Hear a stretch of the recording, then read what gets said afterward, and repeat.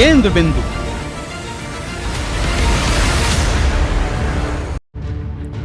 नमस्कार, मैं हूं गुंजन और आप देख रहे हैं एबीपी गंगा का खास शो केंद्र बिंदु। इस वक्त हर तरफ एक ही चर्चा है कि आखिर रामपुर और आजमगढ़ में क्यों ढह गया सपा का किला। जिस गढ़ में तमाम कोशिशों के बाद भी भाजपा की सेंधमारी पहले कामयाब नहीं होती थी, आखिर उसी पर कैसे लहराया भगवा परचम।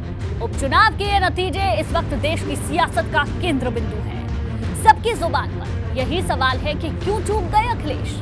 वजह है सपा अध्यक्ष का दोनों सीटों पर चुनाव प्रचार के लिए ना जाना। जाहिर है इस परिणाम के हर विश्लेषण के केंद्र बिंदु में ये सवाल रहेगा कि क्या अखिलेश अति आत्मविश्वास का शिकार हो गए और इसी वजह से नतीजे उम्मीदों से उलट आए। इस नतीजों पर पूरा विश्लेषण करेंगे, तो शुरू करते हैं केंद्र बिंदु। आजमगढ़ और रामपुर का कुरुक्षेत्र।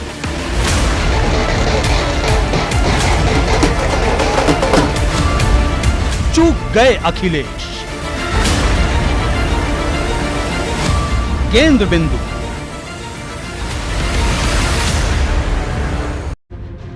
आजम खान का दावा था कि रामपुर में भाजपा चाहे जितनी कोशिश कर ले, उसकी दाल नहीं गलने वाली। आजम भी आत्मविश्वास का शिकार थे।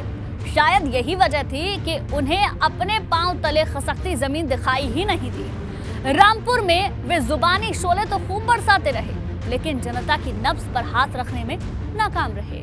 उधर भाजपा आहिस्ता आहिस्ता जीत की रणनीति को आकार देने में जुटी रही। घनश्याम लोधी को उम्मीदवार बनाना पहला दाव था, लेकिन इसके बाद पार्टी ने मेहनत में कोई कसर नहीं छोड़ी। खुद सीएम योगी ने रामपुर के बिलासपुर और मिलक में प्रचार किया था। नतीजे ने भाजपा को निहाल कर दिया तो आजम खान ने इंटरनेशनल कोर्ट ऑफ जस्टिस से निष्पक्ष चुनाव की मांग कर डाली है। उधर आजमगढ़ में धर्मेंद्र यादव ने भी चुनाव की निष्पक्षता पर सवाल खड़े किए हैं।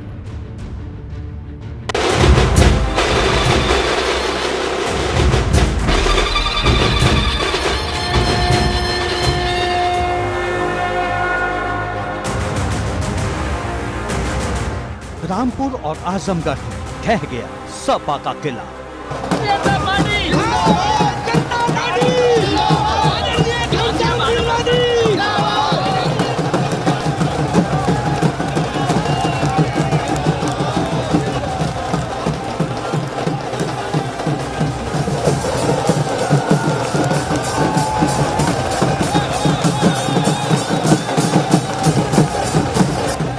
लालगढ़ में भगवा परचम लहराकर भाजपा ने कर दिखाया नया करिश्मा। डबल इंजन की सरकार ने डबल जीत उत्तर प्रदेश के अंदर इस उपचुनाव में हासिल की है। पूरे देश की सियासत के केंद्र बिंदु में है रामपुर और आजमगढ़ उपचुनाव के नतीजे।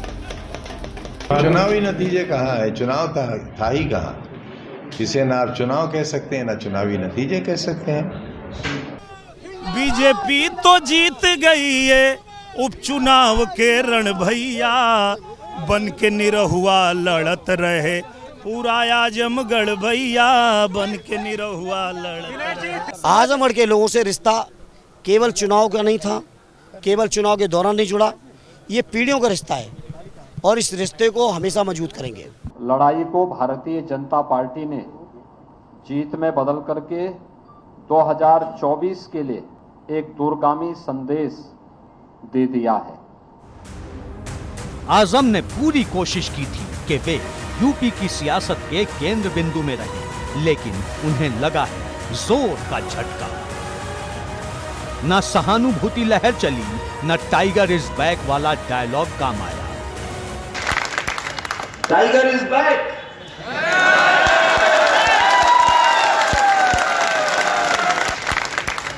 Tiger is back.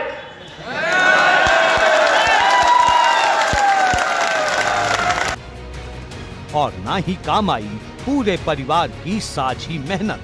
आजम का जलवा उस रामपुर में ही ढेर हो गया जिसे आजम का अभेद्य किला कहा जाता था। 2019 के लोकसभा चुनाव की आंधी में सपा यूपी की 80 में से सिर्फ 5 सीटों पर जीत पाई थी। ये सीटें मुरादाबाद, संभल, रामपुर, मैनपुरी और आजमगढ़ थी।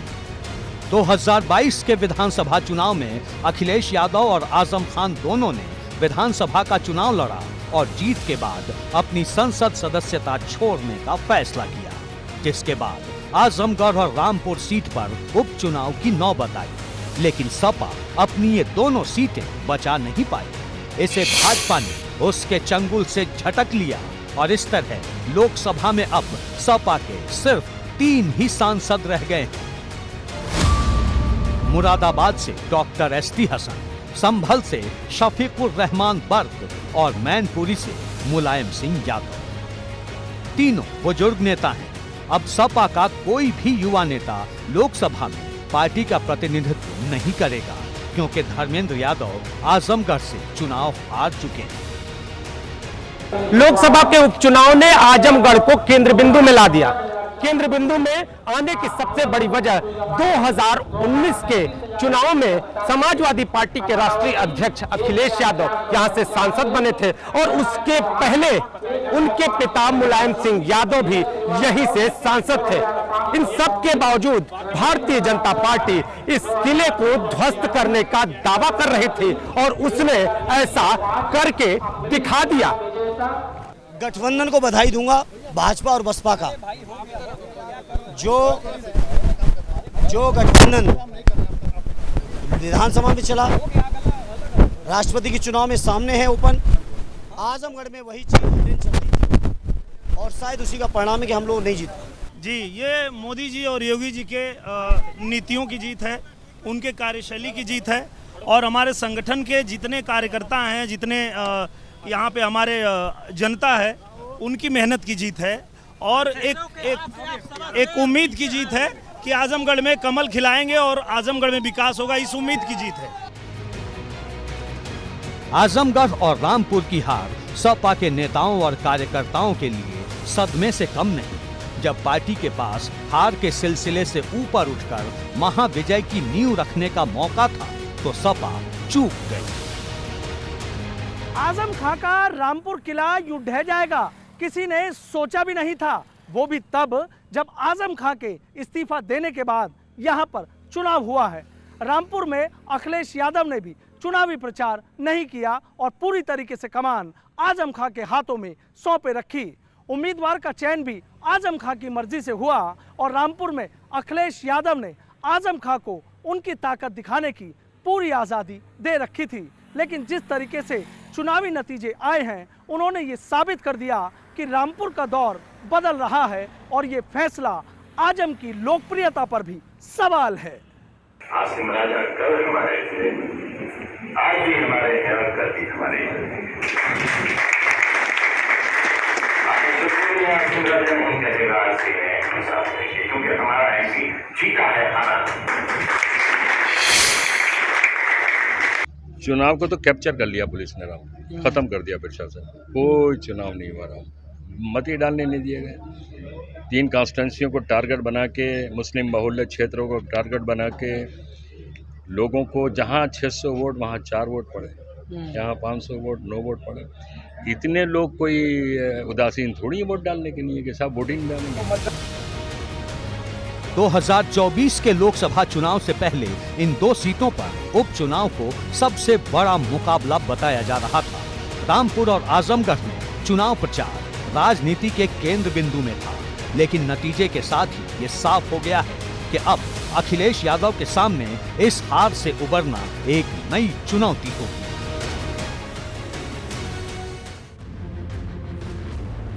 आजम खान ने खुद को रामपुर की एक सभा में टाइगर बताया था। आखिर दिन के प्रचार में उनका एक फिल्मी डायलॉग भी केंद्र बिंदु में रहा, जिसमें उन्होंने कहा था टाइगर इज बैक। खुद को भले ही आजम खान ने टाइगर कहा हो, लेकिन आजम के गढ़ में ही भाजपा ने उनका रणनीतिक शिकार कर लिया। आजम ने प्रचार के दौरान अपने उम्मीदवार आसिम राजा को जनता से राजा बनाने की अपील भी की थी, लेकिन वोटरों ने भाजपा के घनश्याम लोधी को अपना सांसद चुन लिया। आजम अब इस चुनाव को चुनाव मानने को ही तैयार नहीं।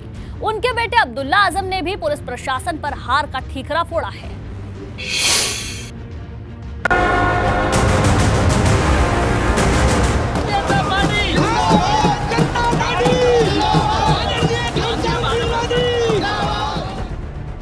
जो आजम खान पूरे चुनाव में गरजते रहे। हमारे घाटे तो उनके जीतने से भी कम नहीं हो जाएंगे, लेकिन अल्लाह न करे अगर कुछ और फैसला हुआ तो हमारे घाटों में हिसाब हो जाएगा। जो आजम खान प्रचार के हर मंच पर भाजपा को चुनौती देते रहे। इतना लंबा सियासी इतिहास हो और 2 महीने के अंदर वो देश का माफिया बन गया हो, उसके ऊपर डकैती के अनगिनत मुकदमात हो, उसकी बनी हुई मां पर भी मुकदमा हो। जो आजम खान अपने उम्मीदवार आसिम राजा को रामपुर का राजा बनाने की अपीलें करते रहे। राजा पहुंचना चाहिए, हमारा राजा। अरे हजारों मुकदमे हैं, कई 100 जिंदगियां चाहिए मुकदमा लड़ने के लिए, लेकिन जिगर बाकी है, देखते हैं तीर चलाने वालों की। वही आजम खान आसिम राजा की कदारी हार के बाद मायूस नजर आए।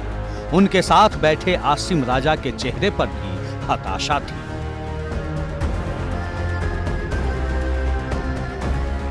लेकिन जब आजम खान ने माइक संभाला तो उन्होंने अपने हताश कार्यकर्ताओं में जोश भरने की कोशिश की। आजम ने कहा कि आप हारे नहीं हैं, बल्कि आपकी जीत को हार में बदला गया है। आपकी जीत को हार में बदला गया है, लेकिन आपको मुबारक जो भी है उन लोगों को जिन्होंने आप माना है और लोगों को माना है, हाथ तोड़ दिए हैं। पहली बार ऐसा हुआ कि यहाँ औरतें बैठी हैं और बड़ी तादाद में बैठी हैं। आजम इस पूरे चुनाव के केंद्र बिंदु में थे। रामपुर की पूरी चुनावी लड़ाई अखिलेश ने आजम के जिम्मे छोड़ रखी थी।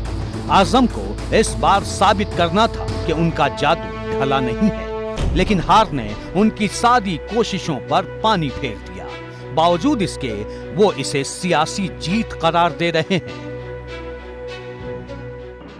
हमारी अखलाकी जीत भी है, सियासी जीत भी है। 900 वोट का पोलिंग स्टेशन और 6 वोट बस्ती है मुसलमानों की। 500 का पोलिंग मोहल्ला है मुसलमानों का, 1 वोट। आजम की अगुवाई में भले यहां सपा हार गई हो, लेकिन उन्होंने हार की जिम्मेदारी खुद कबूल नहीं की। उन्होंने पुलिस और प्रशासन पर इसका ठीकरा फोड़कर अपनी अगली रणनीति का इशारा दे दिया है। आजम खान ही नहीं बल्कि इस चुनाव में उनके पूरे परिवार ने पूरी ताकत झोंक दी। 27 महीने बाद अंतरिम जमानत पर जेल से रिहा हुए आजम खान ने हर मंच से खुद को पीड़ित बताया। उन्हें भरोसा था कि उनके लिए रामपुर में सहानुभूति की लहर चलेगी और ये लहर बीजेपी के दावों को बहा कर ले जाएगी, लेकिन ऐसा नहीं हुआ। उल्टे बीजेपी की लहर में आजम खान की धमक पूरी तरीके से डूब गई। रामपुर में अखिलेश यादव ने प्रचार नहीं किया तो मुख्यमंत्री योगी आदित्यनाथ ने यहां जमकर पसीना बहाया था। उन्होंने बिलासपुर और मिलक में सभाएं की थी, जिसमें बिना नाम लिए आजम खान पर हमला बोला था। उन्होंने जनता से अपील की थी कि इस बार रामपुर में कमल खिला दें, और लोगों ने भाजपा को अपना आशीर्वाद दे दिया। सीएम योगी ने इसे 2024 का संदेश करार दिया है।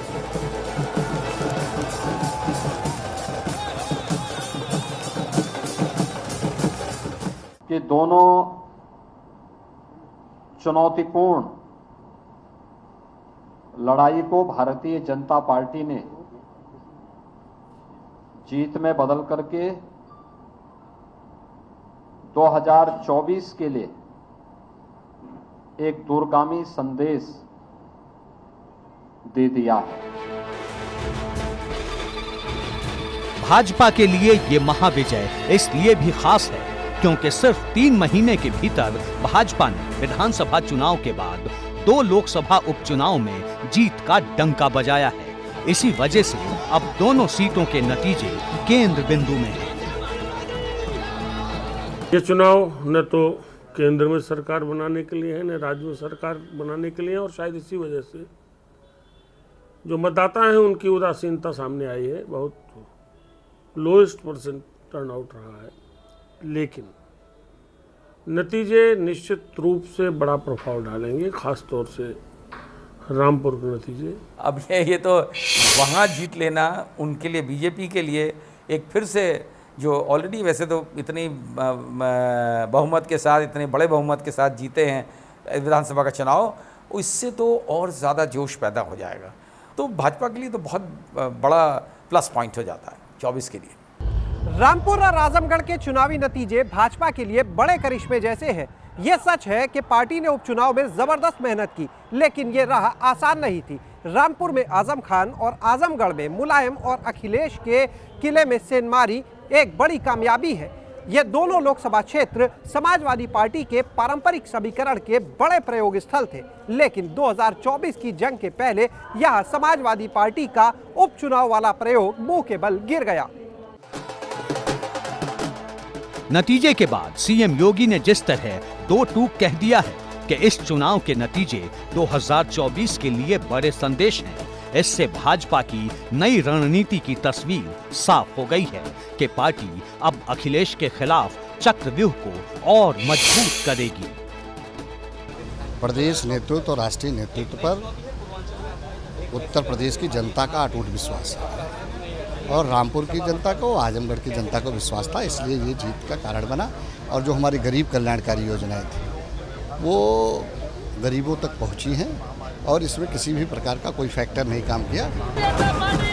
आजमगढ़ और रामपुर के चुनावी नतीजे के बाद अब अखिलेश यादव की अगली रणनीति केंद्र बिंदु में हो। अब 2024 के कुरुक्षेत्र के लिए उन्हें नई युद्ध नीति पर चलना होगा। आजमगढ़ में मुकाबला कांटे का था। इसमें सपा की 8000 से ज्यादा वोट से हार हो गई। भाजपा ने सपा के इस किले को ढहा दिया। इसके साथ ही सपा के सबसे मजबूत किले में उसका यादव मुस्लिम समीकरण भी बिखर गया। भाजपा ने जहां यादव वोटों में बड़ी सेंधमारी की, तो मुस्लिम वोट बैंक में बसपा के उम्मीदवार गुड्डू जमाली ने सेंध लगा दी। इसकी वजह से सपा का पुराना फॉर्मूला इस बार नहीं चल पाया और दूसरी बार आजमगढ़ से चुनाव लड़ रहे दिनेश लाल यादव निरहुआ जीत गए। भाजपा के उम्मीदवार निरहुआ पिछली बार भी यहां से लड़े थे, लेकिन तब अखिलेश ने उन्हें हरा दिया।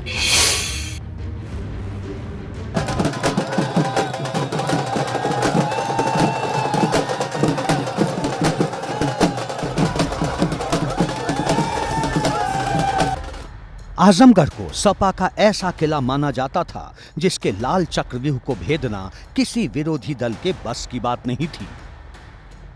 इसे सपा ने पूर्वांचल की सियासत का केंद्र बिंदु बनाया था।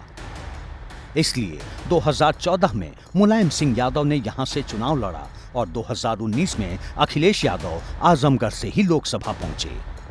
भारतीय जनता पार्टी के उम्मीदवार दिनेश लाल यादव निरहुआ अगर बात करें तो 2019 के चुनाव में भी उम्मीदवारी के तौर पर सामने आए थे, लेकिन अखिलेश यादव ने उन्हें करारी शिकस्त दी थी। भारतीय जनता पार्टी ने उन्हें दूसरी बार अपना उम्मीदवार चुना था और इस बार उन्होंने समाजवादी पार्टी के प्रत्याशी धर्मेंद्र यादव को पटखनी दी और यूपी की सियासत में हो गया बड़ा फेरबदल। 2014 में मुलायम सिंह यादव ने 63,000 वोट से भाजपा के खिलाफ जीत हासिल की थी। 2019 में अखिलेश यादव ने 2,59,000 वोट से यहां जीत दर्ज की, लेकिन अब 2022 के लोकसभा उपचुनाव में भाजपा के दिनेश लाल यादव निरहुआ ने सपा के धर्मेंद्र यादव को 8,000 से ज्यादा वोट से हरा दिया। ये मोदी जी और योगी जी के नीतियों की जीत है, उनके कार्यशैली की जीत है और हमारे संगठन के जितने कार्यकर्ता हैं, जितने यहाँ पे हमारे जनता है, उनकी मेहनत की जीत है और एक उम्मीद की जीत है कि आजमगढ़ में कमल खिलाएंगे और आजमगढ़ में विकास होगा, इस उम्मीद की जीत है। धर्मेंद्र यादव की हार को अब सीधे अखिलेश यादव की साख से जोड़कर देखा जा रहा है, लेकिन धर्मेंद्र क्या कह रहे हैं वो सुनिए। गुड्डू जमाली तो बहुत छोटे मोहरा हैं। गुड्डू जमाली कोई चीज ही नहीं है। असली तो गठबंधन बहन जी और भाजपा का चल रहा है, जो राष्ट्रपति चुनाव में भी सामने आ गया। आपका अगला कदम पार्टी जो आदेश करेगी। पूर्वांचल में सपा की रणनीति के लिए ये हार बहुत बड़े झटके की तरह है। आजमगढ़ में आज हर तरफ एक ही बात की चर्चा है कि उपचुनाव के चुनाव प्रचार के दौरान अखिलेश यादव समाजवादी पार्टी की राह आसान करने के लिए क्यों नहीं आए। इस बात को लेकर कई बार सवाल भी खड़े होते रहे, लेकिन समाजवादी पार्टी के नेता ये कहते नजर आए कि अखिलेश यादव का इशारा ही इस चुनाव प्रचार को धार देने के लिए काफी है।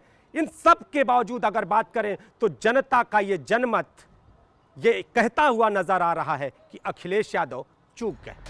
अखिलेश यादव ने उपचुनाव के नतीजे पर कोई प्रतिक्रिया नहीं दी। सवाल पूछे गए लेकिन उन्होंने जवाब नहीं दिया।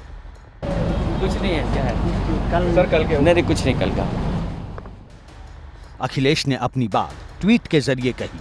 उन्होंने ट्वीट किया कि भाजपा की ये जीत बेईमानी, छल, सत्ता का बल, लाठी और गुंडागर्दी का दम, लोकतंत्र और संविधान की अवहेलना, जोर जबरदस्ती और प्रशासनिक सरकारी गुंडई तथा चुनाव आयोग की धृतराष्ट्र दृष्टि तथा भाजपाई कौरवी सेना की जनमत अपहरण की जीत है। लोकतंत्र लहूलुहान है और जनमत हारा है। अखिलेश यहीं नहीं रुके। उन्होंने अपने ट्वीट में भाजपा पर लगाए गए आरोपों की बौछार और तेज की। सपा अध्यक्ष ने ट्वीट किया कि भाजपा के राज में लोकतंत्र की हत्या की क्रोनोलॉजी, नामांकन के समय चीरहरण, नामांकन निरस्त कराने का षड्यंत्र, प्रत्याशियों का दमन, मतदान से रोकने के लिए दल बल का दुरुपयोग, काउंटिंग में गड़बड़ी, जनप्रतिनिधियों पर दबाव, चुनी सरकारों को तोड़ना, ये है आजादी के अमृतकाल का कड़वा सच। लेकिन इन तमाम बातों में उस सवाल का जवाब नहीं था जो अखिलेश से लगातार पूछा जा रहा है कि आखिर अपने उम्मीदवारों की जीत तय करने के लिए आप खुद मोर्चे पर क्यों नहीं गए। आपने रामपुर से लेकर आजमगढ़ तक खुद प्रचार की जरूरत क्यों नहीं समझी। आजमगढ़ के किले को भेदना निरहुआ के लिए बेहद मुश्किल चुनौती थी।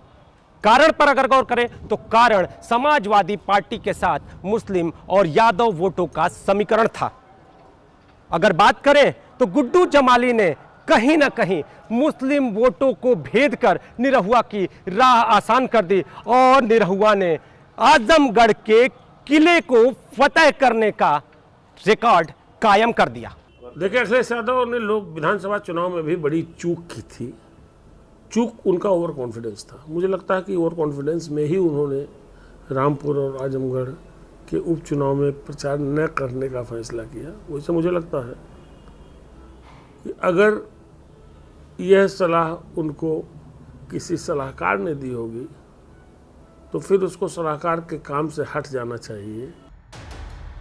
अब केंद्र बिंदु में यही सवाल चर्चा में है कि क्या सपा की हार की बड़ी वजह अखिलेश का अति आत्मविश्वास ही था। अगर ये नहीं होता तो सपा का किला शायद इस कदर नहीं ढहता।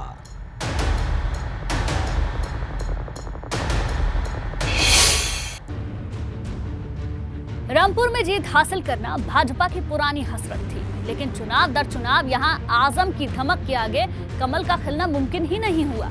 लेकिन इस बार साइकिल की रफ्तार को भाजपा ने ब्रेक लगा दिया, वो भी तब जबकि सपा की तरफ से इस उपचुनाव में सारी रणनीति आजम खान ने तय की। बावजूद इसके उनके करीबी आसिम राजा हार गए। रामपुर का किला जीतने के लिए सीएम योगी की अपील कामयाब रही। मुख्यमंत्री ने यहां कहा था कि उनकी सरकार जाति और मजहब देखकर काम नहीं करती। अब मुस्लिम बाहुल्य रामपुर ने इस दावे पर भरोसा जताया है।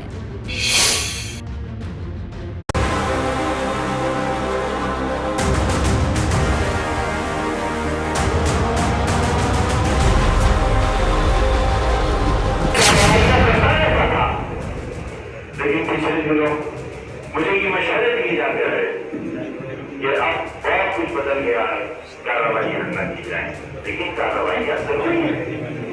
अगर नासूर शरीर में हो जाएगा तो उसे निकालना जरूरी है। मर जाएगा क्या तो अपनी मौत का इंतजाम करो या अपने शरीर में लगे हुए नासूर को निकाल पाना।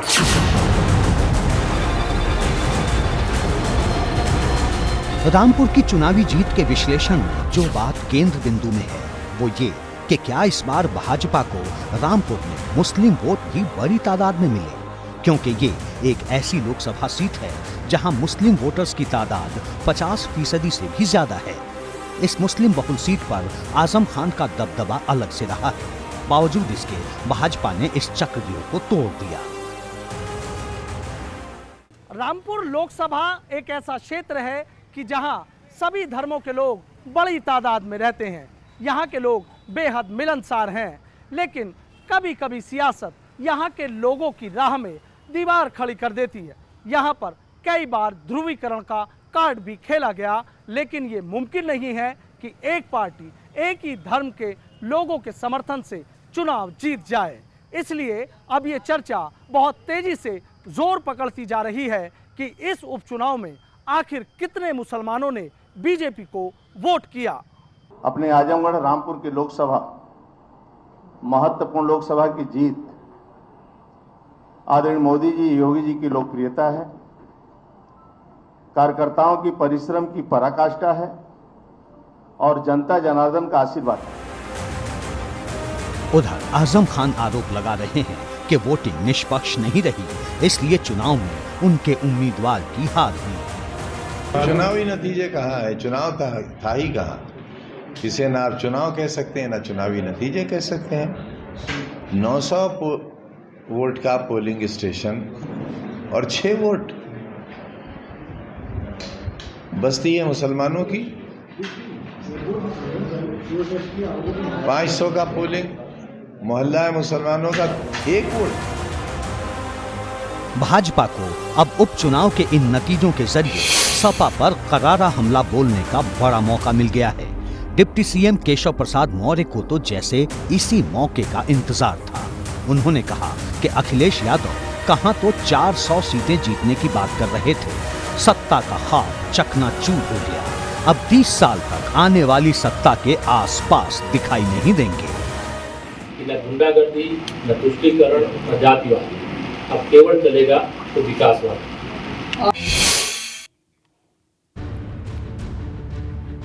केंद्र बिंदु में आज के लिए बस इतना ही। रुकेंगे एक ब्रेक के लिए।